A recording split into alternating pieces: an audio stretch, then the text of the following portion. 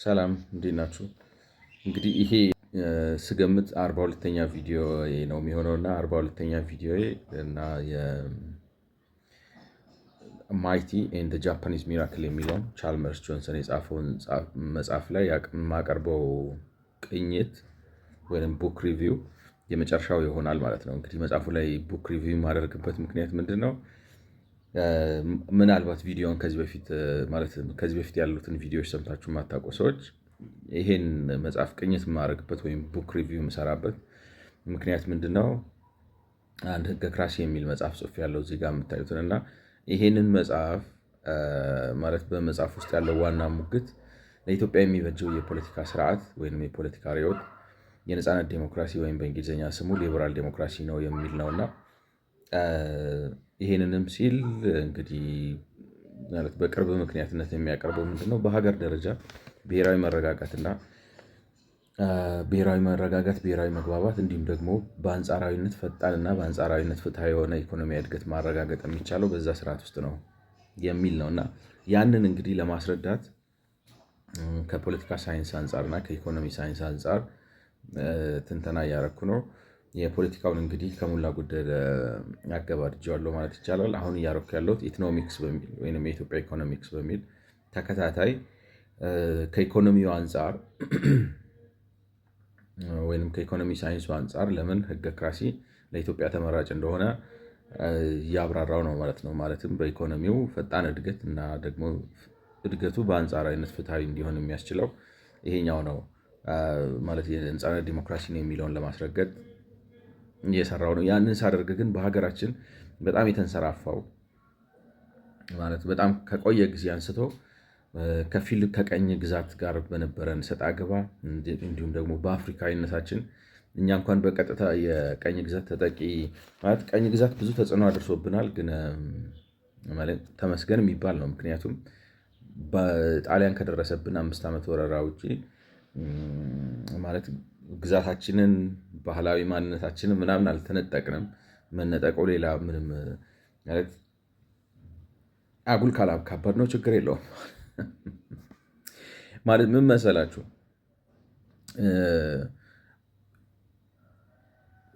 ምንድነው ምንም እንኳን ይሄ ርዕሴ ባይሆንም ማለት እግረ መንገዴን የማነሳው ርዕስ ቢሆንም እናካብዳለን። ማካበድ ማለት ምን ማለት ነው? አንድ ነገር ከሚገባው ትኩረት በላይ ትኩረት መስጠት ማለት ነው አይደለም? ማካበድ ማለት ኢሴንሱ እኔ እንደምረዳው አንድ ነገር ሊባል ከሚገባው፣ ሊወቀስ ከሚገባው፣ ሊተች ከሚገባው በላይ መተቸት እና በአንድ ነገር ላይ መቸንከር፣ መንጠልጠል መሆን ከሚገባን በላይ ስንሆን አካበድን ነው የሚባለው አይደለም? እና ቀኝ ግዛትን እናካብደዋለን በጣም ከሆነው በላይ ማለት ነው። ቀኝ ግዛት የጎዳንን ያክል ብዙ ጠቅሟል ማለት ማመን ነው። አክሰፕት ማድረግ ያለብን ፋክት አለ። ለምሳሌ ቀኝ ግዛት መምጣቱ ነው የአፍሪካን ሀገሮች ናሽናሊቲ የሰጣቸው። ለዛ ማለት በታሪክ እንደምታውቁት አፍሪካ ቀኝ ብትገዛ ሙሉ ለሙሉ ማክሲመም የተገዛችው 100 ዓመት አይደርስም። ቀኝ ግዛት ግን ለብዙ ሺህ ዓመቶች የኖርን ህዝብ ነው። ገብቷቸዋል። ስንት ሺህ ዓመት ስንኖር ግን አገር አልባ ዝም ብለን እንደ እንስሳት በመንጋ ነው ስንኖር የነበረው። ቶኪንግ አባውት ዘ ኢንታይሪቲ ኦፍ አፍሪካ መንግስት የሌለን ነው ራሳችን። ለዛም ነው የመጣው ዝም ብሎ በሁለት ወታደርና በ5 ሽጉጥ ከዚህ እስከዛ ቀኝ የሚገዛው ምንም ዲስኦርጋናይዝድ የሆነ ምንም ፐርፐዝ የሌለው ወዴት እንደሚሄድ የማያውቅ ዝም ብሎ ገንገበት ነው የተሰበሰበው። ስለዚህ መጥተው ገብቷቸዋል ሃይ እያሉ እንደ ከብት ነዱት። ማካበድ ይቻላል። እንዲያርገውን ቀኝ ገዝተውን ማዕድናችንን ሰርቀው እንደዚህ ያርገውን በሆሳንሳ አሸክመውን እንደ እንስሳት ምናምን አርገውን ኦፍኮርስ አርገዋል፣ አላደረጉም አይደለም። ግን ዌር ኦልሶ ሪስፖንስብል ምን እያደረግን ነበር? አንዲት ጥቁር አፍሪካዊ ጥናታዊ ፊልም ማየት ደስ ይለኛል እና ከካሪቢያን አካባቢ ነች እና ያው አሜሪካን ላይክ ነው ዌስተርናይዝድ የሆነች ምናምን ካልቸሯ ምናምን ተለውጦ አፍሪካ አይደለችም። ያው ቆዳ ቀለሟ ነው እንጂ አፍሪካዊ ማለትና ስሪቷ አፍሪካዊ ነው እንትን አይደለም ላይክ ነው ምዕራባዊ ነች። እና ጃፓን ውስጥ እየኖረች ነው እና ጃፓን ውስጥ የጃፓንኛ ቋንቋ ለመማር ጥረት እያደረገች ይህን አመመኛለች ማለት እንትን ታመማለች ያገጬ ምናምን ምክንያቱም ፕሮናውንስ ለማድረግ አንዳንዶቹን ቃላቶች በቃ ታመምኳለች ሊትራሊ። እና ስለ ባህል ስለ ልውውጥ ምንድነው በጃፓን መታ ምን እንዳተረፈች ምን እንዳገኘች ምናምን እያወራች ነው። እና አንድ ነገር ትላለች እዛ ጥናታዊ ፊልም ላይ ማለት ተመልሼ ሳየው ታሪኩን እንደ ሰው ማለት አፍሪካኖች አይደለም እንደ ባሪያ ስንሸጥ ምን እያደረግን ነበር እና ለማመን ታሪኩን ለመቀበል ራሱ አፍራለሁ ትላለች። ማለት ራሳችንን ለዛ ስላጋለጠን ማድረግ የሚገባንን ነገር አድርገን ሳናደርግ ቀርተን ራሳችንን ለቀኝ ግዛት ስላጋለጠን ማፈር ያለብን መኮነን ያለብን ራሳችንን ሆኖ ሳለ ሁል ጊዜ ግን ጣታችን ወደ ማን ወደዛ ነው። እንዲያርገውን በጣም እናካብዳለን። እውነቴን ነው የምላችሁ እና ፌር አይደለም የምላችሁ እነሱን ጀስቲፋይ እያረኳቸው አይደለም። ነገር ግን ተጠቂነት ተጋላጭነት መሆን ሳይገባው ማንም አይደለም ያጋለጠን። እርስ በርሳችን ስለምንበላላ እውቀት ስለማንፈልግ ለስራ ራሳችንን ስለማንሰጥ መብቴ ነው ስለምንል ዛፍ ስር መኖር መብቴ ነው። መብት ማለት ነው ዓለም ያንተ ብቻ አይደለም። ዛፍ ስር መኖር መብቴ ነው ከፈለግኩኝ የሚል የሆነ በጣም ለከት ያጣ ዳተኝነት አለብን። እና ምን ልላችሁ ነው ኤኒዌይ ዋና ሀሳቤ ጸረ ምዕራብ የሆነ ጸረ ነፃ ገበያ የሆነ የፖለቲካል ኢኮኖሚክ አስተሳሰብ የያዝንበት አንዱ ምክንያት ቀኝ ግዛት እንደ አፍሪካዊ እንደ ኢትዮጵያዊ ብቻ ሳይሆን እንደ አፍሪካዊ የፈጠረብን የተጠቂነት ስነልቦና ነው። ግን እንዳልኳችሁ እውነቴን ነው የምላችሁ ጠጋ ብላችሁ ካያችሁት ቀኝ ግዛት ባይኖር እስከ ዛሬ እንደ ጦጣ ከዛፍ ዛፍ እየዘለልን ልንኖር እንችላለን። ምክንያቱም ኢቨን ፖስት ቀኝ ግዛት ምንም አላረግንም ይሆን እኮ ነው ማለት አንድ ጊዜ አንድ የውጭ ዜጋ ምን አለኝ ወይም ምን አለችኝ ብዬ ላስቀጣው በቃ ኢትዮጵያ መጥቼ በጣም ደስ አለኝ። የሆነ አካባቢ ሄዳ ነው አካባቢውን አልናገርም። በጣም ደስ አለኝ ምክንያቱም ምንም በቃ እግዚአብሔር ከፈጠረው ጀምሮ ምንም ያልሆነ ቦታ እንደዚህ ፕሪስቲን የሆነ ቦታ አግኝቼ በቃ ማለት ያልተነካ ያልተበረዘ እሷ እንደ መልካም ነገር ነው ላይክ ነው ሪፍሬሽ አደረግኩኝ ምናምን ብላ ነው የምታወራው። እና ምንም አናረግም ነው መጋገር እንችልበታለን። ከዛ ደግሞ ነኩን፣ ደረሱብን፣ ቀኝ ገዙን። እኔ መጀመሪያ ራሳችንን ብንወቅስ ለስንፍናችን፣ ምክንያቱም እነሱ ይኸው ጥለውን ሄዱ አስረክበው። ምን አደረግነው ነው? ምን አደረግነው? ማፈሪያ እኮ ነው። ያው እስከዛ ጨለማ ኮንቲነንት ዓለም የትና የት ደርሷል። እኛ የሚሊተሪ ፋቲግ የለበሰ ጓንት አድርጎ ቦክሰኛ መስሎ የሚመጣ በቃ አፍሪካን ነፃ የሚያወጣው እሱ ነው እንላለን። ምን አይነት ጭንቅላት ነው እንደዚህ የሚያስበው? በ21ኛው ክፍለ ዘመን ጓንት አድርጎ ቦኔት አድርጎ የአፍሪካ ተስፋ እሱ ነው ምናምን ብለው በቃ በሚያምር እንግሊዝኛ ምናምን ደግሞ ቲክታክ ምናምን ሪቪው ይሰራሉ። እና ኢትስ ሆፕለስ እውነት ለመናገር ነው እኮ ምንም እንትን የለውም፣ ተስፋ ቢስ ነው። ምክንያቱም መሀይምነት ባለበት ቦታ ብራይት ፊቸር ማየት እንዴት አፍሪካዊ ወጣት ዩኒቨርሲቲ ምናምን የገባ እኔ በአንዳነት ነው የምለው ተቀጥረው ነው። እውነቴን ነው እኮ የምላቸው ተቀጥረው ነው እየተከፈላቸው ነው። እንደዚህ በሉና ፋይናንስ እናደርጋቸዋለን ተብሎ እንዴት አሁን አንድ የሆነ ጋጠ ወጥ ማለት ደረቱን ገልብጦ የሚሄድ ሰው የአፍሪካ ሰልፌሽ እና እንደዚህ ነን ነው። እኔም ብቻ አይደለም ብለው ግን በነገራችን ላይ እኔ ሰምቻለሁ። አሁን ብዙ ሰዎች እንግዲህ በአፍሪካ እንትን ላይ they don't understand አፍሪካኖች ማለት ህንዶች ማለት ምንድነው ፈረንጆች ምዕራባውያኖች በቻይና ላይ ያደረሱትን በደል አፍሪካ ውስጥ አላደረሱት።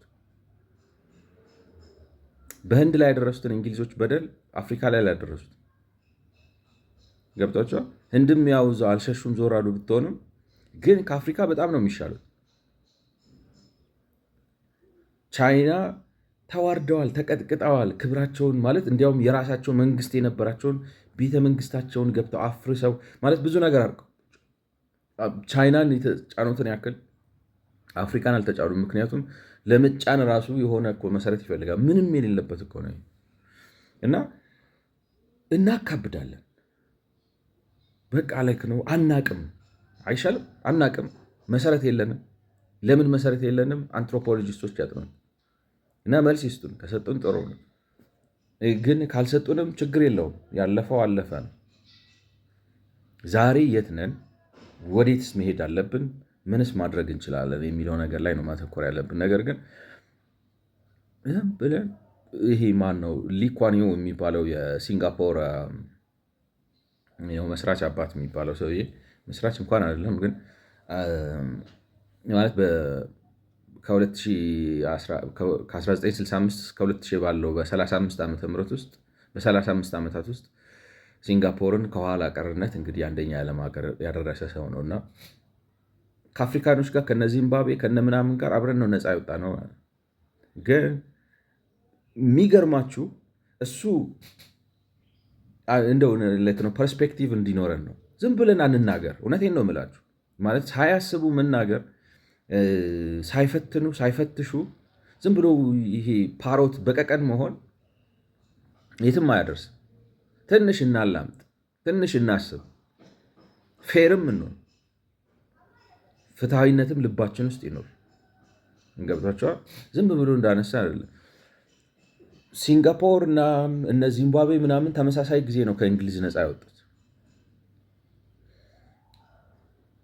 እሱ ግን ሲንጋፖር እንግዲህ ካያችኋት ማለት ስለ ሲንጋፖር ታሪክ የምታውቁ ከሆነ ማለት ዳይቨርት አደረኩኝ ናገር እንግዲህ ምንድን ነው የሚባለው ሀሳብ የራሱ አለቃ ይሆናል አንዳንዴ። ስለዚህ ዝም ብዬ ፍሰቱን ልከተለው ላይክ ነው ባጭሩ እንትኑን ቀጨዋለሁ ብዬ ባስበው ሲንጋፖር እንግዲህ ማለት ስለ ሲንጋፖር እሱ የጻፋቸውን መጽሐፍ ታሪኩን ምናምን መጽሐፍ ጽፏል። 2 መጽሐፎች፣ ትልልቅ መጽሐፎች አንብቤ ያለው ለማንበብ አንደርስታንድ እንዴት አድርገው አደረጉት ምናምን የሚለውን ነገር ለመረዳት አንብቤ ያለው እና ሲንጋፖርን ካያቸዋት የማሌዥያ ደሴት ነች። ማሌዥያ ስር ያለች የማሌዥያ በንብረትነት የማሌዥያ ደሴት ነች እና የማሌዥያ ደሴት ብትሆንም ማሌዥያኖች ግን አይፈልጉትም። ማለት ሰፊ ሀገር አላቸው። ነገስታቱ የሚኖሩት የማሌዥያ ነገስታት ከፍ ብለው ወደ ሰሜን ነው የሚኖሩት። እቺ ሲንጋፖር የፓይሬት እንትን ላይ አሁን ለምሳሌ ፓይሬትስ ኦፍ ካሪቢያን የሚል ጆን ዲፕ የሚሰራውን ማለት በጣም የሚወደድ ፊልም አይ ቲንክ አይታችሁታል ብዬ አስባለሁ። እና እዛ ላይ ትሰማላችሁ ላይ ነው ኢትስ ፓይሬት ላንድ ሲንጋፖር የነበረችው መጀመሪያ ታሪኮ የፓይሬት ወይም የባህር ላይ ዘራፊ። አሁን ሶማሌዎች የባህር ላይ ዘራፊ ያላቸዋል እንትን ወጥተው ባህር አስቁመው ይዘርፋሉ። ማለት የባህር ሽፍታ ማለት ነው። የባህር ሽፍታ ማለት ነው ፓይሬት ማለት፣ ወይም በአማርኛው ጃውሳ ነው ይባላል። የባህር ሽፍታ ወይም ጃውሳዎች ናቸው ማለት ነው። እና ምንም የለበትም፣ ምንም አይበቅልበትም፣ ድንጋያማ መሬት ነው። እዛ ላይ ሽፍታዎቹ መንግስት ስለሌለ በንብረትነት በቴሪቶሪ ደረጃ የማሌዥያ ስር ቢሆንም የማሌዥያ ነገስታት ስር ቢሆንም መንግስት ግን የለውም፣ ሰውም የለውም። እና የእንግሊዙ ቀኝ ገዢ ማለት የኢስት ኢንዲስ ካምፓኒ ሰውዬ ሲንጋፖር ሰው የሌለበት ድንጋያማ ደሴት ነው። ስትራቴጂክ ቦታ ላይ ነው ማለት ማሌ ስትሬት የሚሉት አለ።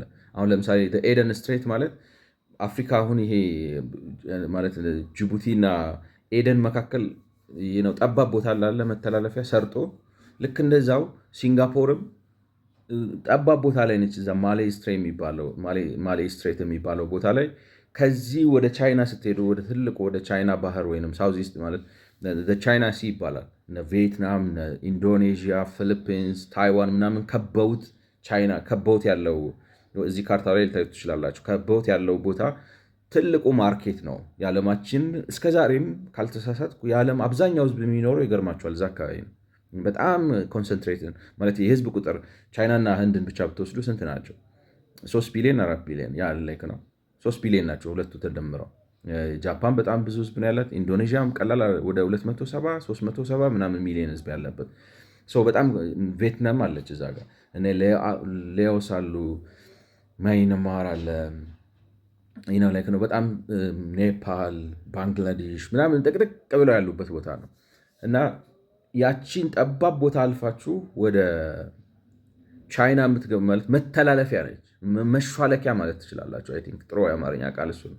መሿለኪያ ነች፣ ድንጋያማ ነች። ግን ሰዎች እዛ አይሰፍሩም፣ ምን አይሉም። እሱን አልፈው ሄደው ሌላ የኢንዶኔዥያ ደሴቶች ወይም ሌላ የማሌዥያ ደሴቶች ነው የሚጠቀሙት።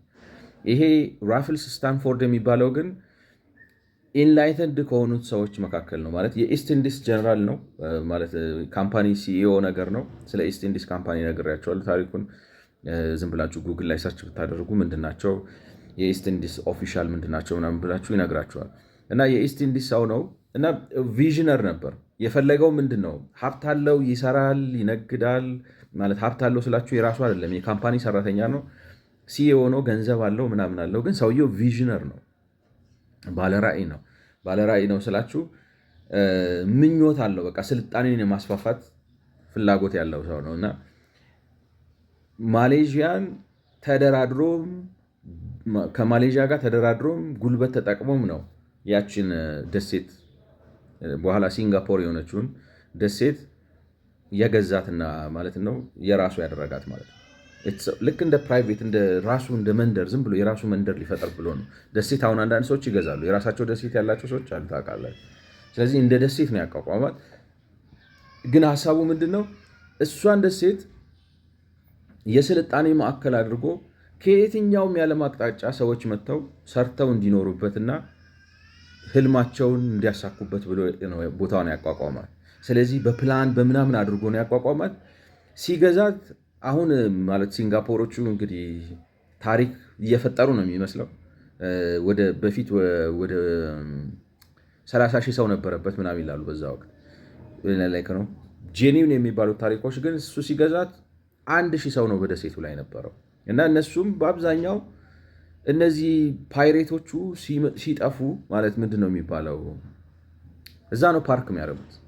እዛ ሆነው ያገግሙና ከዛ ላይ የተነሱ ነው የሚዘርፉት። ምክንያቱም አሁን የመንግስት የሚያስተዳድርበት ቦታ ላይ ሄደው ሽፍታ መንግስት ያለበት ቦታ ላይ አይቀመጥም። ሽፍታ ናቸው፣ የባህር ላይ ሽፍታ ናቸው። ስለዚህ ሲንጋፖርን የሚፈልጓት ለዛ ነው ማለት ነው። ላይክ ነው ሽፍታ ስለሆኑ መነሻ ወይንም ስንቅ ማግኛ፣ እረፍት መውሰጃ፣ ማቀጃ፣ መጠናከሪያ፣ ማገገሚያ ነች ማለት ነው። እና ሲንጋፖር እንደዛ ነበር። ስለዚህ 1000 ሰው ምናምን ያለበት እሱ መጥቶ ነው በቃ ፕላን ያለበት ምናምን አድርጎ ጀመረው እና ወደብም እንዲሆን አደረገው። ከዛ በኋላ የቻይና የቀን ሰራተኞች ኩሊዎች ናቸው አሁን ላይክ ነው መጥተው ፓፕሌት ያደረጉት የሀገራቸውን ድህነት የቻይናን ድህነት እየሸሹ መጥተው ህንዶቹን ደግሞ በወታደርነት ለማስከበር አምጥቷቸው ነው። ላይክ ነው የእንግሊዝ ቀኝ ግዛት አካል ስለነበሩ ከዛ ወታደሮች አምጥተው ነው። ማሌዎቹ እንግዲህ ቢዝነሱ ሲስፋፋና ሲጧጧፍ እዚህ ጋር እንቅስቃሴ ሲኖር ምንም እንኳን መጀመሪያ ላይ ማለት ያመጣቸው ሰዎች ትንሽ ረከስ ያሉ ሰዎች ስለነበሩ ማለት ሊትራሊ እሱ ራሱ አሁን በንቀት አይደለም እላችሁ ሊኳንያው ራሱ የሚለው ኩሊዎች ናቸው ነው የሚለው። እኔ የኩሊ ማለት ኩሊዎች ናቸው፣ ኩሊ ነው የነበሩት። ኩሊ ማለት ምንድን ነው የሸክም ስራ የሚሰራ ሰው ማለት ነው። የሚሸከም ከመርከብ ላይ ዕቃ የሚያወርድ ከሆነ ቦታ ዕቃ ተሸክሞ የሚወስድ እንደዚህ ማለት ነው። እና እንደዛ የሚሰሩ ቻይናዎች ናቸው። ግን በገፍ መጡ። ምክንያቱም ሀገራቸው በጣም ድህነት ስለነበር እሱን ሽሽት እዚህ መጡ። ህንዶቹ ወታደር ሆነው መጡ።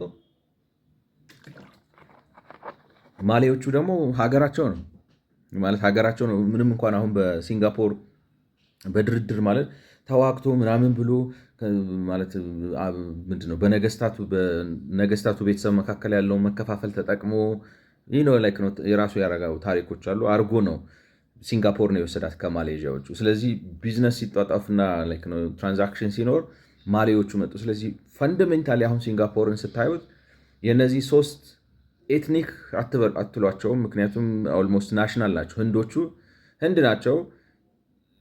ሲንጋፖር ሲሆኑ ብሔር ብሔረሰብ ናቸው። ግን ህንድ የምትባል ትልቅ ሀገር ከበስተጀርባቸው አለች። ቻይናዎቹ ሲንጋፖራውያን ናቸው፣ ግን ኤትኒክሊ ቻይኒዝ ናቸው። ከቻይኒዝም ደግሞ ቻይናም ውስጥ ራሱ ብሔር ብሔረሰብ አለ ታውቃላችሁ። ወደ 50 ምናምን ብሔር ብሔረሰብ አለ። ያው አናት አናቱ ብሎ ብሔር ብሔረሰብ ስትል አይሰማም እንጂ ቻይና መንግስት አለ ነው ኤትኒሲቲ ብዙ አለ። እና ከዛ የመጡ ናቸው ማለት ነው ቻይናዎቹ። ማሌዎቹ ወይም ደግሞ የማሌዥያ ሰዎች ናቸው አንዳንዶቹ። ስለዚህ የማይግባቡ ናቸው በነገራችን ላይ በሃይማኖት አይመሳሰሉም፣ በቋንቋ አይመሳሰሉም፣ አይዋደዱም። ከበስተጀርባቸው ሶስት ሀገር አለ ደግሞ ማሌዎቹ ከበስተጀርባቸው ማሌዥያ አለች ሀገር ነች። ሪላቲቭሊ ጠንካራ ማለት እንደ ህንድና እንደ ቻይና ባትሆንም ነው በቃ ንጉስ የነበራቸው እንግዲህ ከምስረታው ጀምሮ የራሳቸው ሀገር ያላቸው ምናምን የሆኑ የራሳቸው ማሌዥያ የምትባል ጠንካራ ሀገር አለች። ህንድ ነች፣ ቻይና ቻይና ነች። ስለዚህ የህንድ መንግስት ህንዶቹን ያግዛል፣ የቻይና መንግስት ቻይናዎቹን ያግዛል፣ የማሌዥያዎቹ መንግስት ማሌዎቹን ያግዛል። እና አስቸጋሪ ቦታ ነው የሆነው ገብቷቸዋል። እና በዛ ላይ ደግሞ መጀመሪያ ማለት እንግዲህ የፖርት ከተማ ስለሆነ እሱ ምንም እንኳን ራፍልስ ዊሊያምስ ሲያስብ የስልጣኔ ማዕከል ሆነ ልክ እንደ ዱባይ እንድትሆንለት አስበው ነው።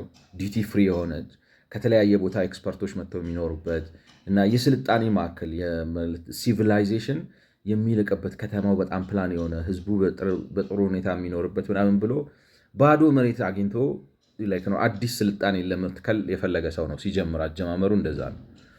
እና እንደዛ አድርጎ ከቀረጸው በኋላ ግን እንዳልኳችሁ ጂኦፖለቲክሱ ምናምን በጣም ውስብስብ አድርጎት አስቸጋሪ ቦታ እና ለማስተዳደር የማይመች እና የፖርት ከተማ ሲሆን ደግሞ በጣም ኦፒየም ሐሽሽ የሚሸጥበት ሴተኛ ዳሪነት በጣም የበዛበት በቃ ወንጀል እንትን የሆነው እንዳልኳችሁ መገናኛ ስለሆነ የዓለም ብዙ ሸቀጦች የሚያልፉበትና የፖርት ሲቲ ስላደረገውና በዛ ላይ ደግሞ ትልልቅ የፖለቲካ ኃይሎች ስለሌሉና ቢዝነስ ብቻ ነው ያለው። ገብቷቸዋል። ይሄ የሚል የሆነ ጥጋበኛ ፖለቲከኛ የለም። ንግድ ነው፣ ቢዝነስ ነው። ነገር ግን ቢዝነሱ ደግሞ በትክክል ስላልተመራ በቃ እንትን የሆነው ዲሲ ደርቲ ኮርነር እንደሚባለው አይነት መጠጥ ቤት ነው፣ ሴተኛ ዳሪነት ነው፣ ሐሽሽ ነው፣ የወንጀል ቡድን ነው፣ ኦርጋናይዝ ቡድን ነው። በዛ ላይ ደግሞ በቻይና በህንድ በማሌ ተከፋፍለው ይተጋተጋሉ። እንደዚህ አይነት ውጥንቅጡ የወጣበት ቦታ ነው የነበረው እና ግን በእንግሊዝ ቀኝ ግዛት ስር ነው። ሀብት ያመጣል፣ ብር ያመጣል፣ ብዙ ትራንዛክሽን ያስተላልፋል፣ ዲዩቲ ፍሪ ሆኖ ይሰራል ምናምን፣ ገንዘብ አለው። ስለዚህ ይፈልጉታል፣ አድሚኒስተር እያደረጉት ነበር። ነገር ግን ያው የሁለተኛው ዓለም ጦርነት ሲያልፍ ምናምን ታሪኩ አለው። እንግሊዞቹ አልፈለጉትም። በቃ መጀመሪያ ያሰቡት ከማሌዥያ ጋር ይቀላቀል፣ ከማሌዥያ ጋር ተቀላቅለው በፌዴሬሽን ይቀላቀልና እዛ ውስጥ ይኖር ነው። ምክንያቱም ሲወስዱትም ከማሌዥያ ነው የወሰዱት። ማሌዥያኖቹ ግን በጣም ብዙ የቻይና ፖፕሌሽን አለ፣ ህንድም አለበት። አልፈለጉም፣ እንደዚህ አይነት ጥርቅምቅም አልፈለጉም። ማለት ዘረኞች ናቸው፣ እንዲመጡባቸው አልፈለጉም። ስለዚህ ገፍተው አስወጧቸው እና ተገፍተው ነው የወጣው ከማሌክ ነው። እንግሊዞቹም አልፈለጉትም፣ ማሌዥያዎቹም አልፈለጉትም። የማይፈለግ ነው የሆነው። ሲንጋፖር የማይፈለግ ቦታ ነው የሆነው። የሊኳን ጭንቀት ደግሞ እንወረራለን ነው። ኢንዶኔዥያዎቹ ደግሞ ወረውን በጉልበት ሊወስዱት ይፈልጋሉ። በጣም አስቸጋሪ ቦታ የነበረው ለኢንዶኔዥያም ቅርብ ነው፣ ለማሌዥያም ቅርብ ነው። ቻይናም አለች በዚህም ህንድ አለች እና ሁሉም የራሳቸውን ፓወር ኤክሰርሳይዝ ያደርጋሉ እና እንትኖቹ ኢንዶኔዥያዎችም እንወራቸዋለን እያሉ ያስፈራሯቸዋል። ወረን በኃይል እንወስዳቸዋለን። ያን ካረጉት የቻይናው እዛ የተመሰረተው ምናምን ተወልዶ ማለት 3 ጀኔሬሽን 4 ጀኔሬሽን እዛ ኖረዋል። ምንም እንኳን በኩልነት ቢመጡም በጊዜ ሂደት እሱ አሁን ሲወለድ ቤተሰቦቹ ነጋዴ ነው የነበሩት። እሱ ሲወለድ ማለት ኩል የሆነው ቢመጡም ሴትል እያደረጉ እየተረጋጉ ቢዝነስ ውስጥ የገቡ የወደብ ከተማ ነው እየሰሩ የሆነ ቦታ ደርሰዋል ማለት ነው። ስለዚህ ስጋት አለበት ከየአቅጣጫው ጂኦፖለቲካሊ በጣም ቴንሽን አለበት እና እንግሊዞች እንዲቆዩለት ይፈልግ ነበር። ቆይ ማለት ትታችሁን አትሂዱ። ቢኮዝ ማሌዎቹም መጥተው በቀኝ ማለት እሱ ቻይናዊ ነው ኤትኒክ ቻይና ነው ስታዩት እና ግን ማለት ቻይናዎቹ ደግሞ በፖፕሌሽን ሳይዝ ስታያቸው 70% ናቸው የሀገሪቱ በዛ በሲንጋፖር ማለት 70% ናቸው። ማሌዎቹ ወደ 10 ምናምን፣ ህንዶቹ ወደ 10 ምናምን፣ ከዛ ደግሞ ሌላ ብዙ ኤክስፐርት ነን ማለት ሚክስም አለ የአውሮፓውያን እና ከነዛ መካከል ሚክስ አለ።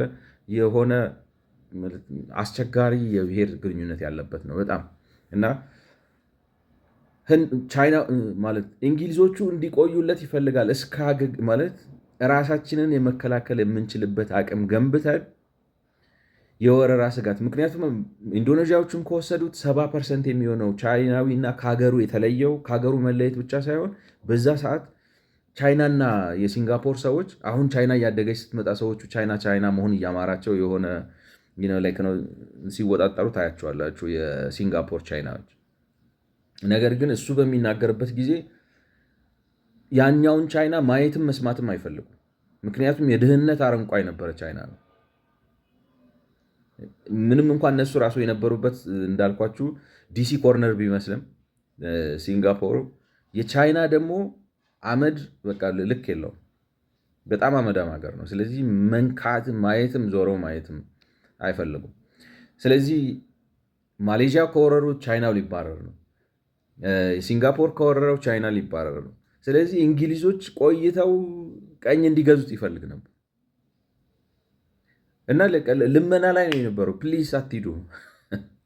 በኋላ ነው እንግዲህ ከእስራኤሎች ማለት እስራኤሎች ደግሞ በዛ ሰዓት ማለት ዲፕሎማቲክ ሪኮግኒሽን ለማግኘት በጣም እየተጣጣሩ ነበር በዓለም ላይ ማለት 1948 ከተመሰረተ ወዲህ ዲፕሎማቲክ ሪኮግኒሽን ለማግኘት በጣም ተቸግረዋል። ስለዚህ እስራኤሎቹ ናቸው ችግር ማለት ዲፌንስ ብልድ አድርገን ራስን መከላከል እንድትችል እናደርግሃለን፣ ግን እንደዛ ካረግንልህ ለእስራኤል እውቅና ስጥልን እሱ ኢንዲፐንደንት ሆኖ ነፃ ሀገር ስለተደረገ። ምክንያቱም በፌዴሬሽን ያቀላቀሏቸው ከማሌዥያ ጋር ማሌዥያዎቹ በዘር ምክንያት አልፈልግም ብለው ገፍተው አስወጧቸው። ስለዚህ የሆነ ማረፊያ ያጣ ነበር የሆነ። ስለዚህ እስራኤሎቹ ገብተው የመከላከያ አቅምን ገንብተን መከላከል ኢንዶኔዥያዎችም እንዳይወሩ ማሌዥያዎችም እንዳይወሩ ማድረግ እንችላለን፣ ግን በዛ ሪተርን እስራኤልን እንደ ሀገር እውቅና ስጥልን አሉት። በዚህ ዲል አድርገው ነው ከሲንጋፖር ጋር ዲፌንሳቸውን ገነቡላቸው ማለት ነው። ነገር ግን እንደዛም ሆኖ የእንግሊዝን እንትን ይፈልግ ነበር። ምክንያቱም ቢዝነሱ ስርዓት መያዝ አለበት። ብዙ የሚያስቸግሩት ነገሮች አሉ። ነገሩን መስመር አስይዞ ሀገሪቱን ላውንች ለማድረግ የእንግሊዝን ጥላ ይፈልግ ነበር። አደ ሴም ታይም ነው እኛ ከአፍሪካ ሀገሮች ጋር ይመስለኛል ላይ አሁን ታይም ፍሬሙን ልሳሳት ይችላሉ ከነሱ ሀገሮች ጋር ስፔሲፊካሊ ለምሳሌ ከዚምባብዌ ጋር ግን እኛ አፍሪካኖች እችን የምታክል 5-6 ሽጉጥ ተኩሰን ነፃ ወጣ። አሁን ላይክ ነው ፍሪደም ፋይተርስ ነበራቸው አይደለም? የፓትሪዮቲክ ፍሮንት አርበኞች ግንባር የሚባል ከሱ ሰምተን ነው መሰለኝ የአሁነቴን እኮ ነው የምላቸው ዶክተር ብርሃኑ አርበኞች ግንባር ምናምን ብለው የዛሬን አድርገውና ያን ጊዜ ነው የምላቸው ፓትሪዮቲክ ፍሮንት ፒኤፍ ሲሉ እንዴት ነው ነገር ከዛ ነው እንዲ ከዚምባብዌ ምናምን የተኮረጀ ነው እያልኩ ነበር። እና እኩል ታይም ላይ ወተን እሱ ለምንድን ነው ሰውየው የፖለቲካ አምቢሽን አለም፣ ሰርቫይቫል ነው። በቃ የመኖርና የመሞት ጉዳይ ስለሆነበት የመኖርና የመሞቱ ጉዳይ ደግሞ በኢኮኖሚው ስልጣኔና ማለት ራሱን የተከበበው በታላላቅ ኃይል ማለት ከሱ እጥፍ በጣም ከባድ በሆኑ ሀገሮች ኢንዶኔዥያ በጣም ጠንካራ ሀገር ነው፣ ትልቅ ሀገር ነው። አሁንም ቢሆን ኢኮኖሚካሊ በጣም ፐርፎርም እያደረጉ ምንም እንኳን ያው እንደ ህንድ አይነት ፐርፎርማንስ ቢሆንም ማሌዥያኖቹም ማለት ላያል አይደሉም እንጂ ሰው ይሄዳል እኮ በጣም ብዙ ኢንቨስትመንት አለ ምናምን ኢንቴግሬት ያደረገ ነው። በጣም ኮኔክትድ የሆኑ ናቸው። ቪየትናም አለችባቸው ማለት በጣም አስቸጋሪ ቦታ ላይ ነው ያሉት በጣም እና በቃ ከራሻዎች ጋር ራሻዎች አስገድደው እንዳሳረፉት ምናምን ነው የሚነግራችሁ። ሞስኮ ላይ አውሮፕላን ምናምን ላይ እንደዚህ ውጥረት ውስጥ የነበረ ሰው ነው እና እንደዛ ሆኖ እንግሊዞችን ቆዩልኝ አትሊስት ሀገራችንን ዲፌንድ ማድረግን እስክንችል ድረስ እንደኛ እየየየየየ ማለት የተመሰረተችውም የተጀመረችውም በቀኝ ግዛት ነው። ቀኝ ግዛቶቹ ሲሄዱ እነሱ ስለታገሉ ሳይሆን ስለማያዋጣው ነው። ሲንጋፖርን ነፃ በሚያወጡበት ጊዜ ብዙ ሌሎች ሀገሮችንም ነፃ አውጥተዋል። ምክንያቱም ኢኮኖሚካሊ ቫያብል አልሆነም። እኛ አፍሪካኖቹ ግን ምንድን ያደረግንበት ነው ያን ነፃነት ከአውሮፓውያኖች ጋር በቃ ሴጣን ናቸው ሰው አይደሉም እንደዚህ ብሎ ለመጣላት ለማቀርሸት ነው የተጠቀምንበት። ምን አተረፍን ግን? እግርን ሳም አይደለም ግን ይህ ነው ላይ የትላንትና ታሪክ ላይ ቁጭ ብሎ ማላዘን የትም አያደርስ እና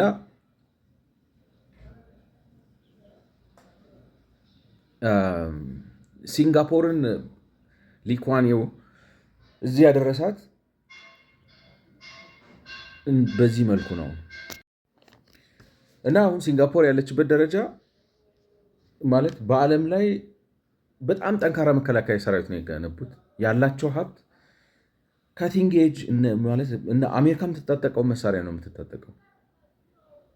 እችን የምታክል ሀገር ብትሆንም የ5 ሚሊዮን ህዝብ ሀገር ብትሆንም በጣም ሚሊተሪ አድቫንስድ የሆነና ልክ እንደ እስራኤል አይነት አይነት ሚሊተሪ ያላቸው ታላላቅ ሀገሮችን ኢንጌጅ ማድረግ የሚችሉ ነው የሆኑት። ሚሊተሪ ኢኮኖሚካሊ ሶ ስትሮንግ። እንግዲህ እንዳልኳችሁ ከታሪክ አኳያ ካያችሁ ማለት ኩሊነን ለማለት የማያፍር ሰው ነው። እኔ አባቶቼ ኩሊዎች ናቸው ማለት ቅምቅም አያቶቼ ምናምን ከቻይና የመጡ ኩሊዎች ናቸው። he knows where he comes from and he's not ashamed of it። እኛ ምንም ያልነበርን ቂጡን የጣለ ተራራ ለተራራ የሚሮጥ ነን እኮ አፍሪካውያን። ቀኝ ግዛት መጥቶ ሼፕ ሰጠን፣ ናሽናሊቲ ሰጠን፣ ድንበር ሰጠ፣ ሞደርን ኢኮኖሚ ያስተዋወቀ ምናምን አደረገ። አደ ሴም ታይም ያደረጋቸው ብዙ ነገሮች ቢኖርም ግን የሄደ ጠላት ስንራገም ከነሱ ጋር ግጭት ውስጥ ስንገባ ስንጣላ ንብረት ካልቀማን መሬት ካላስመለስን መሬታችንን ወስደው በዚህ ገብተው ውሃችንን ጠጥተው እየየ ስንል አሁን ዚምባብዌ መንገዱ ፈራርሶ መሄጃ መንገድ የለም። የትኛው ጠላት ነው አሁን ዚምባብዌን የሚያስቸግራት? እስቲ እንደው ላይ ከሲንጋፖር አኳያ ብታዩት ሲንጋፖር በዚህ በኩል ማሌዥያ፣ ቪየትናም ውስጥ ጦርነት ስለነበረ አሜሪካና ራሽያ ቪየትናም ውስጥ በጣም ግጭት ያደረጉ ስለነበረ እና ደግሞ የሲንጋፖር ኢኮኖሚ ይበልጥ ወደ አሜሪካ ያዘነበለ ስለነበረ ራሽያዎች ከፍተኛ ተጽዕኖ የሚያደርጉበት የነበረ። ቻይናዎች ዘራቸው ነው። ቻይናዎች ናቸው 70% የሲንጋፖር ሰዎች ቻይናዎች ናቸው። ስለዚህ የቻይና ተጽዕኖ በጣም ከፍተኛ ነው። ህንድ አለች። ወደ 14% የሚሆነው የሲንጋፖር ህዝብን ህንዳዊ ስለሆነ በውልደት ሀገሩ። በእነዚህ ሁሉ መካከል ተከቦ ከዛሬ ነገ ተጨፈለቅ ከዛሬ ነገ ተወረስኩ ብሎ ይፈራል። እንደገና ልቀላቀል ከትላልቆቹ ጋር ሲል አይቻልም ብሎ ያባሩታል። በዚህ ሁሉ ውጥረት ውስጥ ሆኖ ሪሶርስ የለው፣ መሬት የለው፣ ምን የለው፣ ነጭ ላባር እንትኖቹን ላሳድ፣ በዚህ በኩል ላስወጣ ምናምን ነገር እንዴት አድርገን ነው እነዚህ ኮፍያ ወደቀ ብለው ጥይት የሚተኳኮሱ እና ለምን አይቼ አንተን ከማይ ሞት ይሻለኛል የሚሉ ህንዶች፣ ቻይናዎች እና ማሌዎች በሃይማኖት የሚጣሉ። ማሌዎቹ በአብዛኛው ሙስሊም ናቸው። ህንዶቹ ሂንዱ ናቸው። አይ ቲንክ ቻይናዎቹ ቡዲስት ናቸው። በሃይማኖት አይዋደዱ፣ በእንትን አይዋደዱ፣ የማይጣሉበት ነገር የለም። እና ደግሞ ሲጣሉ አጠላላቸው በቃ በጣም ጨካኝ ማለት ምንድን ነው ይህ ነው ላይክ ነው አይ ዶንት ኖ። አሁን ከኢትዮጵያ ካልቸር አኳያ ለማለት ስለማይመች ነው እንጂ የሚያደርጓቸው ነገሮች አንዳንዳቸው ነገሮች እርስ በርስ ሲጣሉ በጣም የሚያሳፍር ምናምን ነው። ያንን ህዝብ ይዞ ነው አስተካክለው ማለት ነው ይህንን አውሬነት አውሬያዊ ባህሪን አስወግዶ ሀገሪቱን ሀገር አድርጎ ማለት በ35 ዓመት ውስጥ ከ1965 እስከ 2000 አንደኛ ለማርኮት ስቲል ናው ማለት በጣም ሀብታም ሀገር ነው። በጣም ሀብታም ማለት በጂዲፒ ፐር ካፒታ $100 ምናምን ሺህ ከነ አሜሪካ ከነ ምናምን በላይ ነው። ችግር የለበትም አለም። ግን ሰች ፐርፌክት ካንትሪ በጣም ብዙ ጥሩ ነገር ያለው እና ጠንካራ ሀገር ነው። እኛ ግን ምን ማለት ቀኝ ተገዝተዋል ነው የምላችሁ። ቀኝ መገዛት ደግሞ ሲባል ጃፓኖችም ቀኝ ገዝተዋቸዋል ከእንግሊዝ ቀምተው። ማሌዥያ ውስጥ ገብተው ከማሌዥያ ተባረው ወጥተዋል። የሆነ እንትን ነው የሆኑት። በቃ ማረፊያ ያጣ ሰው ታውቃላችሁ። የተጠላ የተናቁ ሰዎች ናቸው። ቀኝ ገዢ እንኳን አልፈልግም ብሎ አንቅሮ ከተፋ ምንም የለም ማለት ነው። እንደዛ ሆነው ግን በበታችነት ስሜት አልተሰቃዩ፣ ቂም አልያዙ። እዚህ ገባን እዚህ ሆነን አላሉ። የተከበቡበት ሁኔታ የማይመች ነው። የውስጣቸው የህዝብ ስብጥሩ የማይመች ነው። ነገር ግን በጥሩ አመራር መስመራት ይዘው ሄዱ። እኛ ግን ይኸው እናላዝናለን። አፍሪካኖች ውስጥ ቀኝ ስለተገዙ ነው። እኛ ደግሞ ቀኝ ሳንገዛ የፈለግነውን ካምፓኒ በፈለግነው ጊዜ እያባረርን እያስወጣን እያስገባን እየየ ነው አሁን። እና ሀሳቤ ምንድን ነው? ሜን ፖይንት ሀገራችን ውስጥ የነፃ ገበያ ላይ ነው። ይሄ ሞደርን ኢኮኖሚክስን በጠላትነት እናያለን እና ለዚህ ደግሞ የቀኝ ግዛት ፖለቲካ ተጽዕኖ አድርጓል። አንዱ የቀኝ ግዛት ፖለቲካ ተጽዕኖ አድርጓል ማለት ሳይንቲፊክ በሆነ መልኩ አናላይዝ አድርገን እና እንደዚህ ስለሆነ እንደዚህ ነው። ሳይንሳዊ የሆነ አይደለም። በቃ የፕሮፓጋንዳ የወገንተኝነት የቡድናዊ አስተሳሰብ ዝም ብለን እንቧድናለን በባዶ ሜዳ ያን አድርገናል ማለት ነው። እና ግን አልጠቀመንም ማለት አይ ቲንክ እግረ መንገድ ማለት ከርዕሴ በወጣም ዋናው ርዕሴ ባይሆንም ግን ታመናል ነው ላይክ በአመለካከት ደረጃ በአስተሳሰብ ደረጃ ታመናል ማለት ቂም በማይያዝበት ቂም ይዘናል። ሰበብ እናበዛለን። ሰው ማለት በቃ ሁሉ ሰው እኛን እንደጠላን እኛን እንደጨቆነን ምን ይላል መሰላችሁ? አፍሪካኖች ስማርት ናቸው። እሱ ነው የሚለውን ነው እኮ የምላችሁ መጽሐፉ ላይ ማለት ከኛ በእውቀት ስለነሱ አይደለም፣ የማይሆን ፖለቲካ ስለምንከተል ነው። ሌላ ነገር ምንም እንትን የለውም።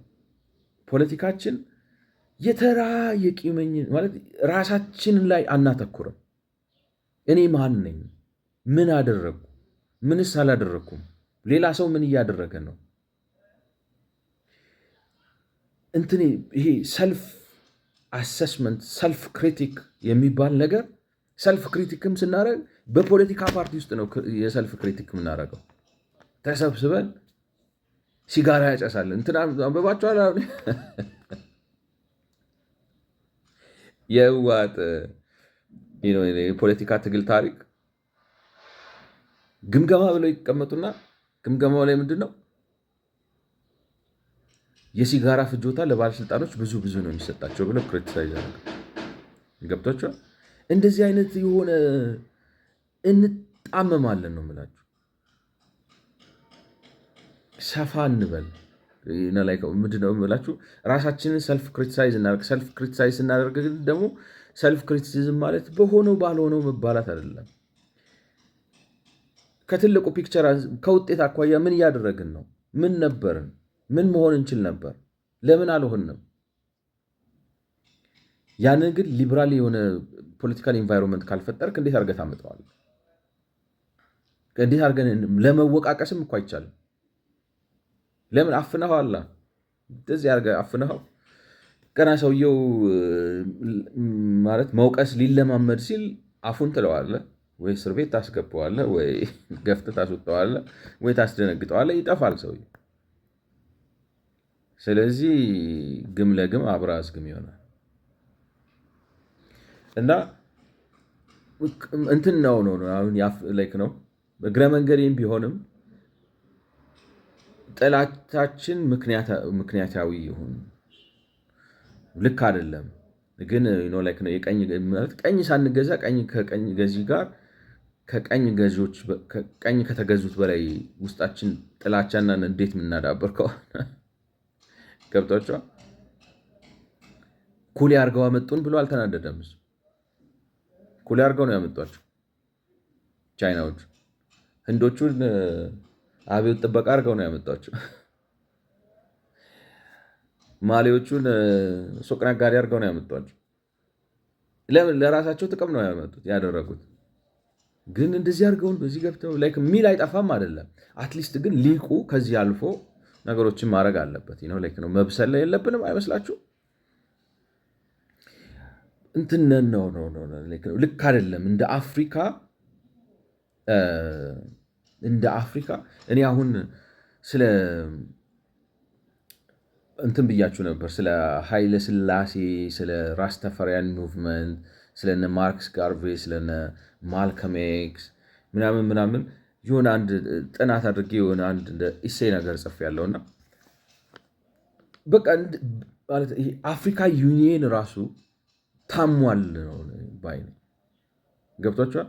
ላይክ ነው የምንሄድበት መንገድ የምናስቀምጠው ፍኖተ ካርታ ጤነኛ አይደለም። ከራሳችን አይጀምርም፣ ከውስጣችን አይጀምርም፣ ከመርህ አይጀምርም። ማድረግ ካለብን ካላደረግነው ነገር አይጀምርም። ከወቀሳ ነው፣ ከፉክክር ነው፣ ከውጭ ወደ ውስጥ ነው የሚያየው። መጀመሪያ ግን ማንን እኛ ምን ነበርን ማለት እንትን እኮ አለማወቅ ኋላ ቀር መሆን ኋላ ቀር ሆኖ መቅረት ነው እንጂ ችግር ኋላ ቀርነትን ለመሸፈን ያልሆኑትን መሆን ማለት በጣም ጥፋት ነው በእኔ እምነት። ገብቷችኋል? ማለት የአፍሪካዊ ፍልስፍና ነበረ። እስቲ የታል? እስቲ አንድ አምጣ።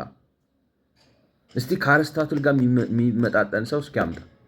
እስቲ ከፕሌቶ ጋር የሚመጣጠን ሰው አምጣ። ዝም ብሎ ገመድ እየቋጠረ ቀን የሚቆጠር ሰውዬ ይዘህ ዛሬ አንድ ነው አንድ ይቋጥራል፣ ነገ ሁለት ነው፣ ቀኑ ስንት ነው ቋጠሮና የሚነግርህ ባህል ይዘህ ፈላስፋ ነበር ልትለኝ ነው? እሱ ይሁን እንትን ላይ አስቀምጦ በዚህ በኩል ውሻ አለፈች እንደዚህ ነው፣ ነገ እንደዚህ ይሆናል። አገራዊ ጥበብ ነው ጥበብ አይባልም። ገብታችኋል? ማለት ካልሆንን አይደለንም እኮ ትላንትና ኩል የነበሩ ሰዎች ዛሬ ኩል ብለው ተቀምጠዋል። እሱ አይደለም። የአሜሪካኖችን ታሪክ ነግሬያቸዋለሁ እኔ አይደል? መጀመሪያ አሜሪካ የደረሱት ሰዎች በጣም የሚያሳዝኑ ሰዎች ናቸው። ታሪካቸው የሚበሉት የሚጠጡት የሌላቸው ከሀገራቸው ሳይፈለጉ ቀርተው የተባረሩ ሰዎች ናቸው። ዛሬ ግን አሜሪካ ማን ነች? የት ነች? ትላንትና እንላለን እኮ እኛ በድሮ በሬ ያረሰ ሰው የለም። ትላንት ንጉሥ ልትሆን ትችላለህ። ትላንት መንገድ ላይ የተኛ መንገድ አዳሪ ልትሆን ትችላለህ። ትላንት ጅላንፎ ጅላጅል ልትሆን ትችላለህ። ትላንት ቀኝ ልትገዛ ትችላለህ። ችግር የለውም። ጃፓኖች ትላንት እንደዛ ነበሩ። ዛሬ ኢኮኖሚያቸው ከእንግሊዝ ይበልጣል፣ ከጀርመን ይበልጣል፣ የራሱ ችግር ቢኖርበት። እኛ ግን በቃ ማለት በቃ እዛ ላይ ይኸው ተቸንክረን ሲንጋፖር በ35 ዓመት ውስጥ እነዚህን ማለት አስቸጋሪ በቋንቋ የሚጣሉ በማይጣሉበት ነገር የለም። በጣም ከመጠላላታቸው የተነሳ ሰው ለማናደድ ብለው እሱ እኮ ሲናገር ሰው ለማናደድ ብለው ማለት እንደ የጋራ መኖሪያ ቤቶች እንደ ኮንዶሚኒየም አይነት ሆኖ ግን የእነሱ ኮንዶሚኒየም በጣም ጥራት ያለው ነው። እንደኛ ላይክ ነው። አሁን እንደ 40-60 እንኳን አይደለም፣ ከዛም የሚሻለው በጣም ጽድት ያለ ሃይ ራይዚንግ ሞደርን አፓርትመንት ውስጥ ነው ያስገባቸው እና በጣም ኋላ ቀር ከመሆናቸው የተነሳና በጣም ስለሚጠላሉ ጎረቤታቸውን ለማናደድ ሆን ብለው ሽንታቸውን ሊፍት ውስጥ ይሸናሉ ምናምን። እንደዚህ አይነት የሆኑ ሰዎች ናቸው። የበሰለ ፖለቲካ አመራር ስለነበራቸው ግን እንደዚህ አይነት ጋግርታም የሆኑ ማለት በቃ ክፉ ሰዎችን ወስዶ ገርቶ ዘመናዊ ሀገር አድርጓቸዋል። ቀኝ ግዛት አላቆመውም። ምን ልላችሁ ነው? የብሔር ግጭት አላቆመውም። ይጋጫሉ። በጣም ነው የሚበዳደሉት። ነገርኳቸው። አንዳንዱ ነገር ብናገረው ጥሩ ከኛ ሀገር ካልቸር ጋር ማለት በቴሌቪዥን አልኩ በስክሪን መናገር ትንሽ ስለሚከብደኝ ነው። እንደዚህ የሚያደርጉ ናቸው እና that doesn't stop them ያላቆማቸው መድረስ የሚገባቸው ቦታ ላይ ከመድረስ ለምን እንግሊዝ ቀኝ ገዛችን፣ ማሌዥያዎች አባረሩን። እኛ እኮ እንገንጠል ብለን እኮ ነው ሰማይ ማለት እንትን ህልመ ቢስ ነው ሰው ማለት ህልመ ቢስ ሳይሆን አይምሯችንን አውጥተን አስቀምጠነዋል። እኔ ለምን እንደሆነ አላውቅም። አናርገው፣ እንጠቀምበት፣ እንይበት፣ እንስማበት። የሚያስደስተን ነገር ነው የማይሆን ነገር ነው እና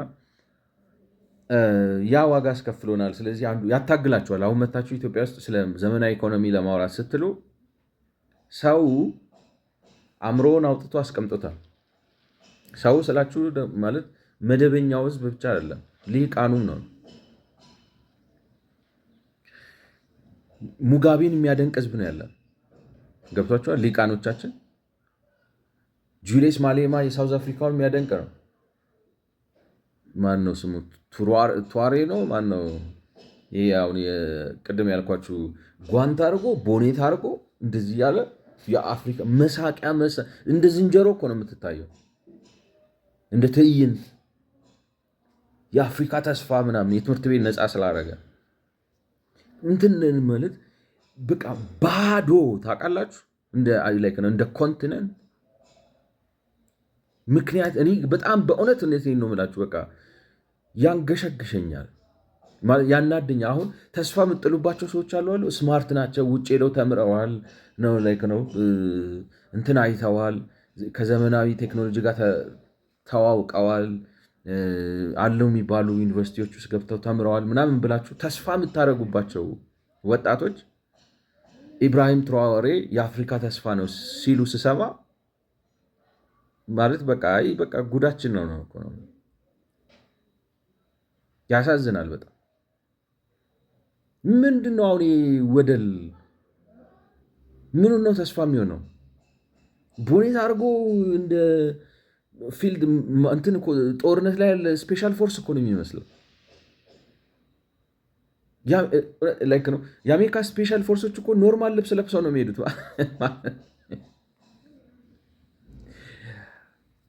እኔ ደስ ማለት በነገራችን ላይ ወታደር በጣም ነው እንደ ዲሲፕሊን፣ እንደ አርት፣ እንደ ሳይንስ በጣም ያስደስተኛል። የአሜሪካ ስፔሻል ፎርሶች እኮ በቃ የህይወትና የሞት ጉዳይ የሆነ ጦርነት አድርገው ማለት አሁን ሲል ቲም 6 ምናምን የሚባሉት ለምሳሌ ምን ብለባቸው ቢንላደንን የገደሉት ሰዎች ማለት ነው። ቢንላደንን ማታ ገለው ከ48 ሰዓት በኋላ አገራቸው ተመልሰው መኪናውን እየነዳ ቤት ገብቶ የሚስቱን ቆሻሻ እያነሳ ነው። ገብቷቸዋል። ላይክ ነው ውትድርና ህይወታቸው አይሆንም። ላይክ ነው ወታደርም የሆኑት የግድ ላይክ ነው ማለት ጃሬድ የሆነ ወታደር ይኖራል አይደለም። ጃሬድ የሚል ፊልም አለ አይደለ? ጀሪካን ራስ ማለት ጀሪካን ራስ የሆነ ወታደር ይኖራል አለ። ግን ምን ልላችሁ ነው እነሱ እንኳን እነዚህ ስፔሻል ፎርስ የሚባሉት ሴል ቲም 6 ምናምን ጦርነት ቢንላደንን ገለው እንግዲህ ትልቅ ኦፕሬሽን ነው አይደለም አድርገው ከጨረሱ በኋላ እንደ ኖርማል ሰው በአውሮፕላን መጥተው በረው አየር መንገድ አርፈው መኪናቸውን ካቆሙበት አስነስተው ቤት ሄዶ ለሚስቱም አይናገርም። ያው ሚስጥር ኦፕሬሽን ወይ በማታ አልጋ ላይ በጆሮ እንዳታስገድኝ ግን እኔ ነኝ እና ቤት ገብቶ የሚስቱን የቆሻሻ ጥቁር ላስቲክ አውጥቶ ደስት ቢን ውስጥ ከቶ ኑሮን ይኖራል። ኖርማል ኑሮ ዓለም እንደዛ እያደረገ ነው። ይሄ ኮማንዶ መስሎ ልክ ማለት በየቀኑ ሙቀቱ ራሱ አይገለውም። እኔ እውነቴን እኮ ናቸው። ሙቀቱ ራሱ አያስጨንቅም። ጭንቅላት ላይ ይህንን አስቀምጣል ቦኔት አድርገን በአፍሪካ ሙቀት፣ በዛውም ደግሞ በቡርኪና ፋሶ ጓንት አድርጎ እዚህ ጋር ሽጉጥ አንጠልጥሎ ምናምን ምንድን ነው ማለት? ተስፋ የለውም አፍሪካ። ለምን ተስፋ የሌለው ግን ሌላ ነገር ስለሆነ አይደለም። ልባችንን መከራ እንትን አላረገውም። ይሄ ያበጠውን አላፈነዳውም። እንትን የለም። ሰው ሁሉ በቃ ተዋቸው እንትን ናቸው። ቀኝ ትገዛለህ። አንዳንዴ ጭት ሲያደርገኝ አፍሪካን እንዳለ ቀኝ መግዛት ነው ራሱን መልሰው። እኛ ራሳችን ቆንጆቹ የሚባል የድሮ ድርሰት አለ የልብ ወለድ የአፍሪካ አንድ ገቨርንመንት እናቋቁም ምናምን የሚል በጣም ቆይቷል። እንግዲህ ልጅ ሆኜ ነው ያነበብኩት። ብዙም ትዝ አይለኝም፣ ግን ቀበጥ ነው ሰው። በቃ ቀበጥ የኑሮ ምክንያት የሌለው ፐርፐዝ የሌለው ዓላማ የሌለው ወዴት እንደሚሄድ የማያውቅ ዝም ብሎ የየ መሰብሰብ። አሁን አይታችሁታል። የዚምባብዌው ፕሬዚዳንት አዲሱ እዚህ ላይ ስካርቭ አድርጎ ምን እናርግህ ነው? ምንድን ነው? ሰንሰለት ይደረግልህ ታስረ እንደ ውሻ እንደዚህ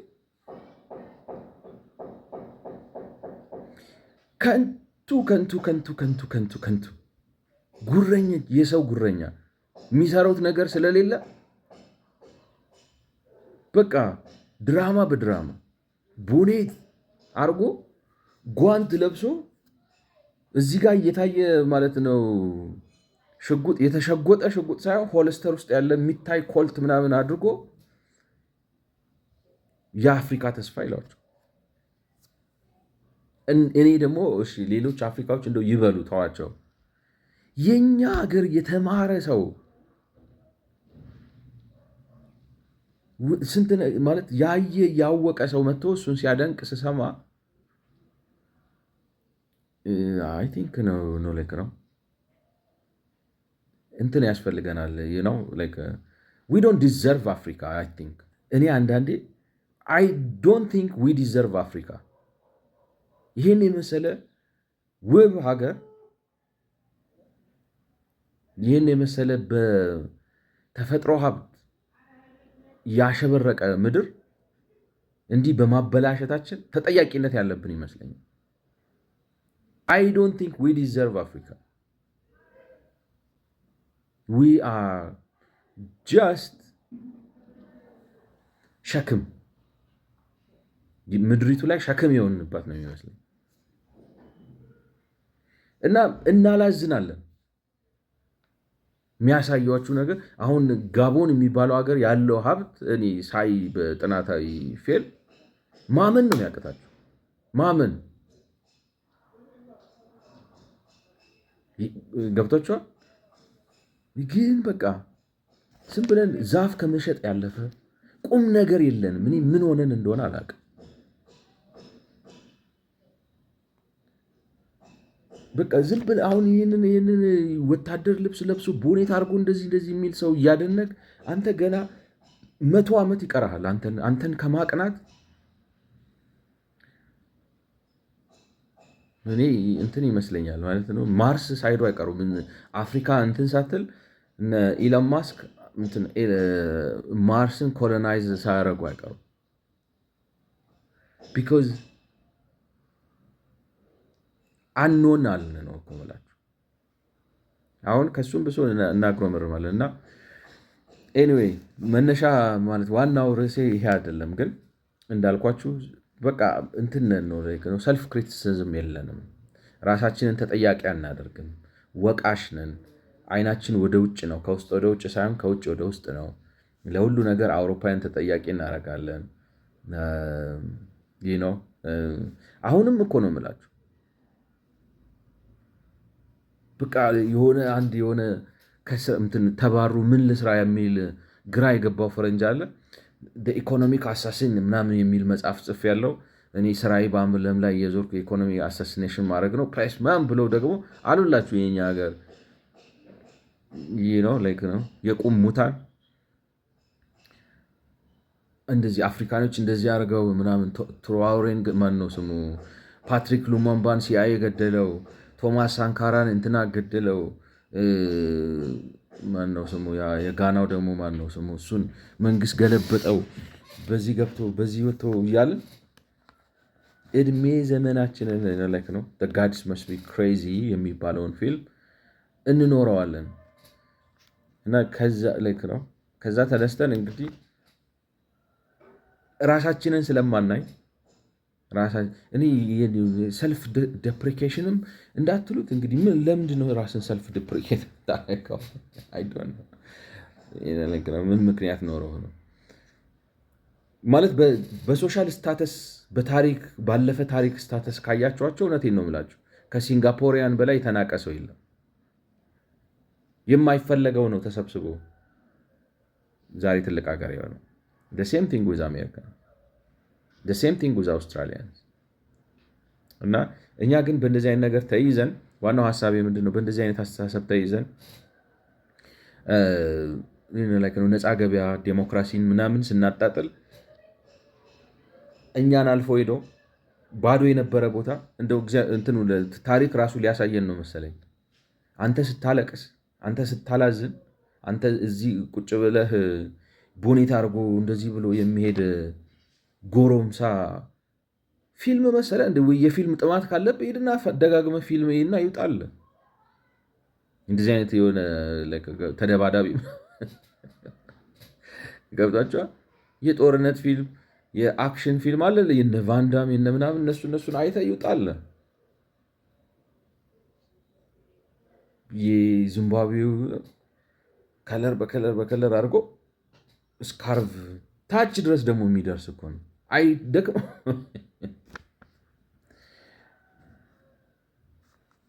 እና ጉዳችን መቼም ማለቂያ የለውም። ግን ያንን ይዘን የኢኮኖሚ ሳይንስ አልተቀበልንም። ነገርኳችሁ፣ የሆነ ተስፋ የምናስቆረጥ ሰዎች ነን። እዛ ላይ ደግሞ መጣና የካርል ማርክስ የመደብ አስተሳሰብ ተጨመረበት። ግራና ቀኝ ብሎ ከፋፈለው። እሱ ደግሞ አባሰው። ምክንያቱም ካፒታሊስት የሆኑት ምዕራቦቹ ስለሆኑ ኢኮኖሚክ ሳይንስም የዳበረው እነሱ ጋር ስለሆነ በእንግሊዝ በዋናነት ከዛ በአሜሪካ የተወሰነ ነው። እንዳልኳችሁ ትላንት ጀርመን እኔ ይሄ ነው የሚባል ማለት እነ ማክስ ዌበር አሉ ማለት ማክስ ዌበር አሁን ኢኮኖሚስት አይደለም፣ ሞር ኦፍ ሶሺዮሎጂስት ነው። ካርል ማርክስም ጀርመናዊ ነበር፣ ግን ከጀርመን ተባሮ እንደ ፈረንሳይ ምናምን ብሎ ካፒታልን ራሱ የጻፈው እንግሊዝ ውስጥ ቁጭ ብሎ ነው።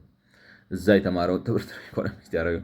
ስለዚህ እኔ የኢኮኖሚክ ሳይንስ ከእንግሊዝና ከአሜሪካ ውጭ ሌላ ቦታ ህይወት ያለው አይመስለኝም። ማለት በመዳበር በመነሳት ማለት በኋላ ላይ ጃፓኖቹ በሚያስገርም ሁኔታ ለየት አድርገው ቢረዱትም እና ቢተገብሩትም ማለት ነው። እና ከዚህ የተነሳ ከማርክሲዝም እና ከዚህ ደግሞ ከተዛባ የቀኝ ግዛት ፖለቲካ የተነሳ ነፃ ገበያን ወይም ፍሪ ማርኬትን እና መደበኛውን የኢኮኖሚ ሳይንስ ስለምንቃወም በእኛ ሀገር ፈተና ነው። ከኢኮኖሚ ሳይንስ አንጻር በኢትዮጵያ ውስጥ ፈጣንና በአንጻራዊነት ፍትሐዊ የሆነ ኢኮኖሚ እድገት ለማምጣት የነፃነት ዴሞክራሲን የሚበጀው ሲባል ይሄኛውን ኢኮኖሚክስ ተቃውመን ያን የሌለ ኢኮኖሚክስ ስለምንፈልግ መጀመሪያ አማራጭ ነው የምንለውን የኢኮኖሚ አስተሳሰብ መተቸት ግድ ይላል ማለት ነው። ከርዕሴ ወጥቼ እንግዲህ ትንሽ ዘባርቅ ያለው ግን ሀሳቡ ጥሩ ይመስለኛል ልብ ላለው ሰው። ስለዚህ የመጀመሪያውን ቪዲዮ እዚህ ጋር ላቁምና እንግዲህ በ42ኛ ቪዲዮ እቀጥላለሁ ማለት ነው። ስለሰማችሁኝ አመሰግናለሁ።